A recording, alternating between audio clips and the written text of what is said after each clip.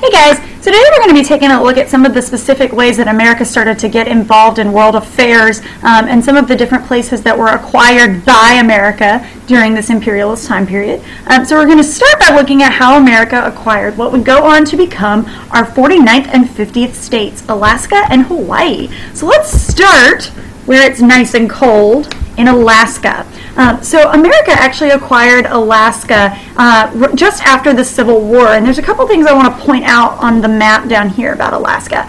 So first of all, you will notice that it is not next to Hawaii. It is in the northern part of the United States next to Canada, unlike what most maps show it as. You will also notice that it is big. Look at the state of Alaska here, guys. Like, it is about a third of the size of the continental United States. It is huge, huge. We don't often realize that. I also want you to look how close it is to Russia, right? This is where we imagine that a lot of the Native Americans back in the ancient times probably crossed into Europe, or from Europe into America. You might have heard it called like the Bering Strait. This is the Bering Sea right here. So this is a huge, huge part of the world its relationship with Russia is a huge part of Alaskan history, because actually it was owned by Russia before it was purchased by the United States. So in 1867, the Secretary of State negotiated a deal in order to buy this territory from Russia. And he paid about $7.2 million for this, okay? So $7.2 million is approximately 2 cents an acre. If you know anything about purchasing land, even in 1867, that was a fabulous deal, right? Like, that's a lot of land to be buying for just $7.2 million. That's actually per acreage less than what we paid for the Louisiana Territory, and the Louisiana Territory is less than a third of that size. So this is a really good deal. So you would think like Americans would be super excited, right? Like, oh, look at this great deal our Secretary of State issued. Like, we've got this new amazing territory. Well, you'd be wrong if you thought that, right? Think about Alaska. It's 1867, right? Basically what people of the United States were like, dude, are you an idiot? Right? Like, you just paid $7 million for ice and snow and caribou. Like, come on, dude. What were you thinking? We just fought a war. We don't have any money, and you bought an iceberg? Like, hello? A glacier. People thought this was ridiculously stupid. In fact, it was nicknamed Seward's Folly, and it pretty much ruined William Seward's career. A folly, if you think about that, that's like a foolish decision. And so basically, everybody in the United States was like, this is stupid. I cannot believe you paid this much money for like a glacier. Okay? And it actually, like I said, it pretty much ruined this guy's career. It was not until the 1900s that we're going to realize how important Alaska really was, because Alaska is rich in a lot of things. It's rich in timber, so wood. It's rich in minerals like gold. There's a huge, there was actually an Alaskan gold rush. We don't often talk about that. You might hear like the Klondike, that's that area. It's also rich in oil. This is one of the major spots in the United States where we get our own oil. So that's a really big deal. Unfortunately, William Seward would not live to see his deal pan out, and he basically died in disgrace for this purchase. But the thing to remember about Alaska is really, other than like a lot of local Native American groups, there are not a whole lot of people living in Alaska before we get there, before we purchase it. So that's going to be something that we really settle and kind of have to learn to live with a lot of the Native Inuit tribes that are in that area. So let's now move out of this particularly cold weather and move into Hawaii. Yes! This is a lot more my style. So this quote here is a quote from William McKinley, who was president at this time period, and he says that in a speech where he is trying to talk about why Hawaii is important. He says, we need Hawaii just as much and a good deal more than we did California. It is manifest destiny. So remember, manifest destiny is this idea that this is something that belongs to us, that we deserve this because of our democracy and the fact that God likes us best. And if you look at this campaign poster, I always think this is really interesting. So he says, prosperity at home, prestige abroad. So that's kind of how William McKinley ran as president. He was going to be the candidate of prestige, right? So this is kind of where we are picking up with William McKinley here. So when we first got to Hawaii, it was actually in the 1820s. So a guy named Captain Cook, who was a British guy, discovered Hawaii in the early 1800s when he landed there. And not long after he did that, missionaries are being sent and Christian schools are being founded throughout the nation of Hawaii. This is going to be kind of the first interaction that we have as white people with the Hawaiian people. This is our first contact, right? And it inspires a lot of interest. Like, think about it. This is a tropical island. It's a very nice place. I've been to Hawaii. It's beautiful. And the Hawaiian people are very interesting, and they want to kind of know more about it. They want to see if they can develop it a little bit more. So it inspires a lot of interest in Hawaii. And then by the 1850s, it's more than just missionaries and Christians who are moving to Hawaii. It is going to become an industry of sugar plantations. So sugar is a really important crop. It has been for a lot of American history. And so a lot of American businessmen are going to move to Hawaii in order to start some sugar plantations there. And it's going to be kind of the basis for the Hawaiian economy. And they bring in, as they are coming in, they bring in a lot of contract laborers. A lot of the Native Hawaiians are not really interested in being involved in the sugar plantation. Can't say I blame them too much.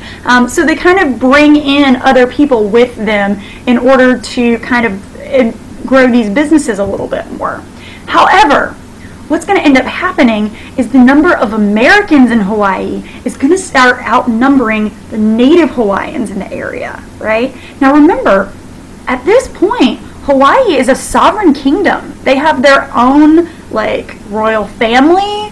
They do their own thing, right? They're not controlled by anyone else.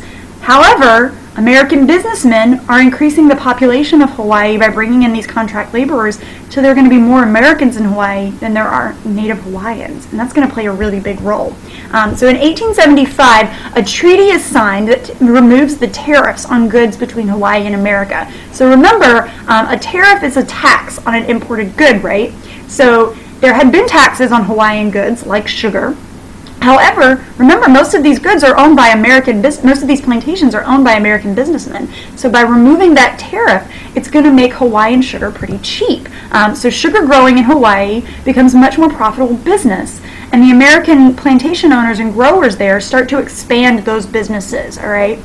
In 1887, Pearl Harbor is acquired. So think about when we were talking about Alfred T. Mahan, one of the things he said is that in order to grow your Navy, you need to have coaling stations all around the world in order to refuel your ships. So we make a deal with the Hawaiian government in order to acquire Pearl Harbor as a place where the American Navy can come in and be in the Pacific. Think about where Hawaii is. It's almost exactly the midway between North America and Asia and Indonesia, right? So it's a really good stopping point in the Pacific for us. And so the Navy becomes very, very dependent on Hawaii because it's basically the only place that they can stop. If the Navy is going to the Philippines or going to Japan or Russia or anywhere in Asia or China, they have to stop in Hawaii, right? So that becomes a really important part of the American Navy, all right? So we're already seeing American business being huge in Hawaii, and now we're seeing the American military being very dependent on Hawaii, right? So Americans are gaining a lot of interest here. In 1887, the king, who you see here on the left, is named Kaluakaya, and he is forced to change the Constitution. And basically there's pressure by the American businessmen, and what they want to do is say, we want to add wealth and property requirements to the right to vote in the Hawaiian government. So this is like voting for the legislative branch in Hawaii. So by adding property rights, okay, so saying you have to own a certain amount of property or you have to have a certain amount of wealth in order to be able to vote. Who in Hawaii has the most property? Who in Hawaii has the most wealth? Well, it's the American businessmen, right? So what this is actually going to do is strip a lot of the Native Hawaiians of that right of suffrage, that voting right. And it's going to give a lot more power to the wealthy Americans that are living in Hawaii. And again, remember, I cannot stress this enough, Hawaii is still an independent nation. They have a king, right? So what we're seeing is that Native Hawaiians are losing power in their own government, right? In 1890, the McKinley Tariff removes the duty-free status of Hawaiian sugar, so it basically puts the tariff back on, and American business growers in Hawaii are furious, right? Because what does adding a tariff do? It makes that sugar more expensive, and it means that the American businessmen are actually getting less money for their sugar now, and it's harder for them to sell their products. And this is really going to be the tipping point for a lot of the American businessmen in Hawaii. So we're going to see what happens with this here after this tariff goes on it. So in 1891, King Kaluakaya dies, and his sister, a woman named Queen Liliuokalani, who is, like I said, his sister, she gains power. And she is very much against a lot of the American business that's been going on in Hawaii. And she insists on what she calls Hawaii for the Hawaiians, right? So she tries to get the property qualification taken away. She tries to basically try to enfranchise more Hawaiians. You can see Queen Liliuokalani on this picture on the right here. This is the Iolani Palace, which is where the royal family lives. I actually got to visit there. That's a photograph that I took in Hawaii when I was there. But think about how this is going to affect her. Okay, it's 1891. What is the status of women in America? Well, they're not equal to men, right? So now we have a woman who is the queen, but she is telling these American businessmen that what they're doing is not right. How popular do you think she's going to be with these guys? She's not going to be very popular, right? So the Americans in Hawaii are afraid that they're going to lose power because of this. So they start to say the United States should annex or take the state of, or take Hawaii as a territory of the United States. So they start to propose annexation. So think about what they're doing here. They're basically saying that, well, there are more Americans here, right? This is exactly what they did with Texas. There are more Americans here than there are Hawaiians, so why shouldn't it be part of America? This is going to require, though, the agreement of the Queen of Hawaii, right? This would be as if we today went over to Great Britain and we're like, hey, Queen Liz, would it be okay if we, annexed Great Britain, right? The Queen's not going to let us do that.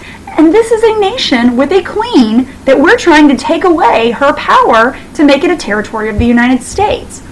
Queen Liliuokalani is not going to let that happen. So in January of 1893, the USS Boston, so this is a ship, drops Marines and businessmen who basically overthrow the government.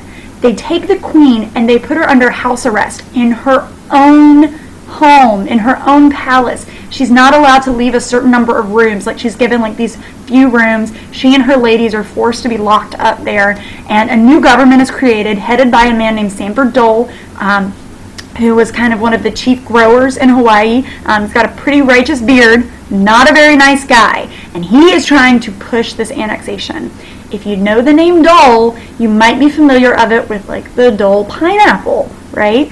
These, if you go to the grocery store today, Dole is still a company. It is still in Hawaii. There is still a plantation for pineapple and other fruits that they grow there. This is still a major business here. And this was founded by a guy who overthrew the Queen of Hawaii, right? These are some petitions, just some pictures of against annexation by local men's and women's groups. So you can really see that the local people of Hawaii were not interested in being annexed. They did not want that. They wanted to maintain their sovereignty. They wanted to keep their government. However, they were pretty much overlooked. And in 1897, McKinley, as president, and remember, what did he say? We need Hawaii more than we did California. It's manifest destiny. He becomes president, annexes or advocates annexation to the Congress, and eventually, by 1897, Hawaii is annexed and becomes a U.S. territory. So think about what we did here, guys, right? We went in to a native country with a sovereign government, with a queen, with a king, and business leaders, businessmen, overthrew the government so that they could get their sugar to the United States for cheap. Because as part of the U.S. territory, it would remove that tariff, right? So there's still a lot of debate and issue today, which we're going to get into more in class, over whether Hawaii, whether this is historically something that we should honor, whether this is something that's a good thing. for America. So this is a really big deal and something that I really want you to take seriously when we think about Hawaii as part of the United States.